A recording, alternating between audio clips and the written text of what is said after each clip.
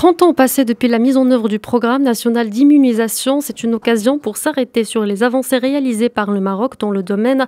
Au centre de santé Zarqtouni à Marrakech, la princesse Lalla Meriem, présidente de l'Observatoire national des droits de l'enfant, a présenté les grandes lignes du bilan du programme national d'immunisation.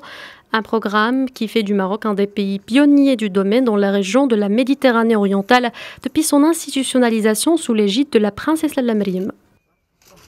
La première campagne nationale de vaccination a été lancée sous la présidence et sous l'initiative de son Altesse royale la princesse Lalla Meriem en 1987 et la vaccination a été le moyen le plus fiable et le plus efficace pour protéger les Marocains mais aussi pour éradiquer un grand nombre de maladies telles que la dyphtérie, telles que la polio, le tétanos et d'autres. Il s'agit donc de poursuivre cet engagement aujourd'hui conformément à une approche qui se focalise sur les résultats. C'est pour cela qu'il est très important pour nous de garantir qu'il y ait un changement positif palpable.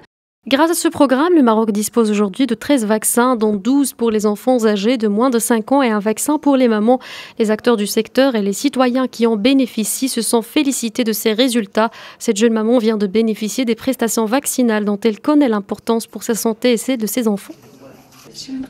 C'est une protection pour moi et pour mon enfant de plusieurs maladies. Je suis convaincue de son efficacité pour notre santé.